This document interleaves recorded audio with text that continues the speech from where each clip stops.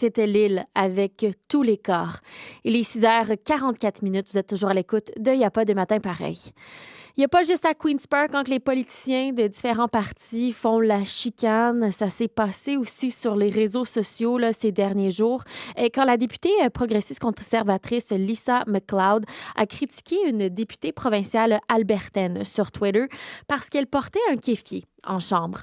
Mme MacLeod qui a déclaré que la députée néo-démocrate Janice Irwin portait des vêtements critiquables et anti-parlementaires en référence là, au kéfier noir et blanc qu'elle portait autour du cou.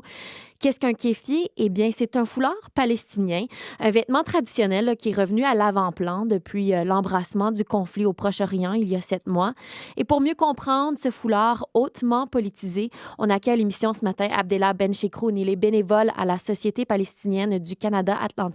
Monsieur Benchikroun, bonjour. Oui, bonjour. Commençons peut-être par l'aspect plus traditionnel du kéfier. Est-ce que les premiers kéfiers ont vu le jour et ils servaient à quoi à la base? Donc, tout simplement, le kéfier est apparu dans l'actuel Irak à l'époque sumérienne, il y a plus de 2000 ans. Puis, pour d'autres, il remonte au 7e siècle lorsqu'il aurait été utilisé lors d'une bataille entre Arabes et Perses. Donc, ça a été dans la ville de Koufa. Puis, la ville de Koufa, ce qui explique le nom du foulard kéfier. Donc, il y a 2 théories qui expliquent l'histoire de ce tissu à carreaux noirs et blancs, traditionnel palestinien dans la région arabe. On le voit aussi en écharpe et parfois c'est autour de la tête, parfois c'est sur le visage, parfois c'est autour du cou.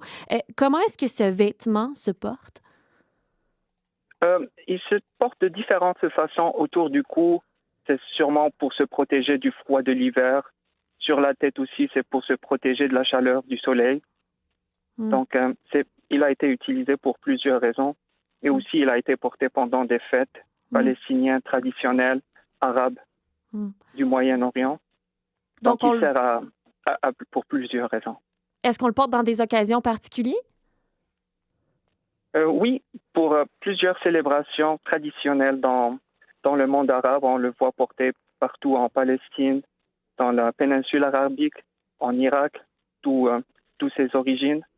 Donc, aussi, il est souvent porté pendant la période de Nakba en Palestine pour partager avec le monde l'injustice que le peuple palestinien avait subie et pour partager les traditions. Oui, et sentez-vous qu'aujourd'hui, dans le climat actuel, porter un kéfier, c'est annoncer une opinion politique, justement, à cause de ce qui se passe là, au Proche-Orient? Le kéfier, ça ne doit pas être dans un contexte politique. C'est plutôt traditionnel. Ça montre les traditions et les cultures du peuple palestinien. C'est un foulard qui a été malheureusement politisé dans les conflits. Mais il y a beaucoup d'histoires à travers ce foulard qui remonte de plusieurs centaines d'années, voire des milliers d'années. Donc, malheureusement, le fait de le mettre dans un contexte politique lui enlève sa valeur culturelle, malheureusement. Et bon, comment est-ce que le peuple palestinien là, voit ce genre d'appropriation, comme on l'a vu dans différentes chambres de communes par des politiciens lors des derniers 7 mois? Est-ce que c'est malheureux pour vous? Pour le peuple palestinien, il a toujours été fier de voir ces traditions traverser les frontières, mais d'une façon positive, pour que les gens aient une idée vraie sur toutes les traditions et de ne pas avoir des informations non correctes à propos des traditions palestiniennes. Donc, il faut aussi savoir que pour plusieurs Palestiniens, ils le considèrent comme un drapeau non officiel de la Palestine, surtout que le drapeau palestinien avait été banni dans la période de 1963 jusqu'en 1993 par les autorités israéliennes. Donc, le peuple palestinien l'avait utilisé comme un drapeau non officiel pour protester contre l'injustice et le fait de ne pas pouvoir s'exprimer et montrer ses traditions au monde entier. Qu'est-ce que vous dites donc aux gens qui ont utilisé dernièrement le kéfier justement comme symbole peut-être de solidarité pour le peuple palestinien? Pour vous, comment est-ce qu'on peut montrer notre solidarité, mais peut-être d'une différente manière qu'utiliser le kéfier? Utiliser le kéfier, c'est un bon départ. Ça montre aussi la solidarité envers le peuple palestinien. D'ailleurs, plusieurs nations dans le monde l'ont porté pour contrer l'oppression et l'injustice.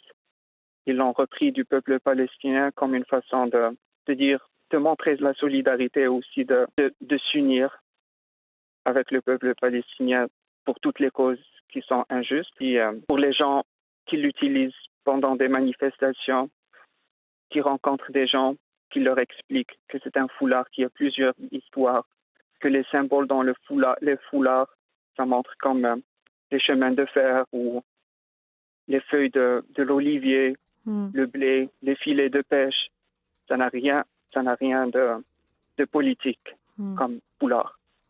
Mais plutôt il sert pour des raisons biologiques au service des humains dans cette région-là, comme se protéger de la chaleur du soleil et du froid. Et aussi une façon de partager les traditions culturelles.